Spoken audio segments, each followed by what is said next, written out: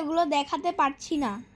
এই 22টি মমির মধ্যে উল্লেখযোগ্য রামেসিস II, থুটমোস III, সেটি I, হ্যাটশেপসাট এগুলো সংরক্ষণ করা আছে। এগুলো দেখার সময় আমার যে কিরকম লেগেছে তা বোঝাতে পারবো না আপনাদের।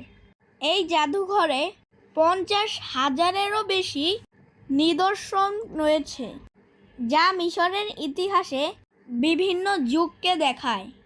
প্রদর্শনীগুলো 8টি ঐতিহাসিক সময় ভাগ করা হয়েছে: প্রাগৈতিহাসিক যুগ, প্রাচীন রাজবংশীয় যুগ, ফারাও যুগ, গ্রিক রোমান যুগ, কপ্টিক যুগ, ইসলামিক যুগ, আধুনিক যুগ ও সমসাময়িক যুগ সম্পর্কে আমাদের একটা ধারণা দেয়।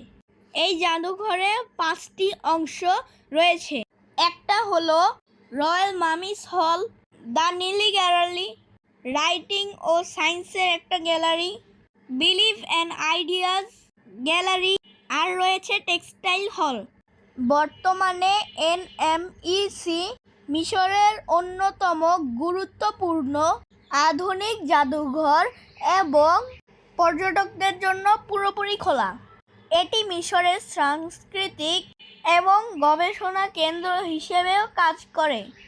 এখানে নিয়মিত আন্তর্জাতিক প্রদর্শনী, সাংস্কৃতিক অনুষ্ঠান ও গবেষণা কার্যক্রম চালু রয়েছে।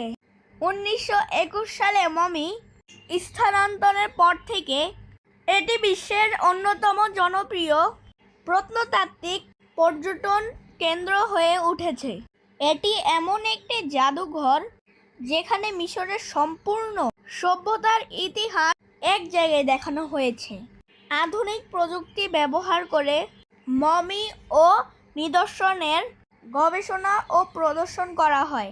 22টি রয়্যাল মমি জায়গাটিকে করে তুলেছে অনন্য। প্রায় 4 ঘন্টা আমি এখানে ছিলাম। সময় কিভাবে যে চলে গিয়েছে বুঝতেই পারিনি। 5,500 বছর পুরনো এই নিদর্শনগুলো দেখে নিজেকে অনেক জ্ঞানী লাগছে।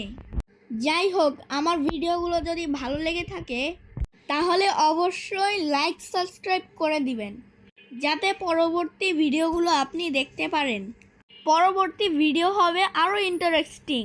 ওখানে দেখানো হবে সুলতান সালাউদ্দিন আইয়ুবী এর কেল্লা, যিনি ফিলিস্তিনকে রক্ষা করেছিলেন। আমার সামনে যেটা দেখছেন ওটা সালাউদ্দিন আইয়ুবীর কেল্লা।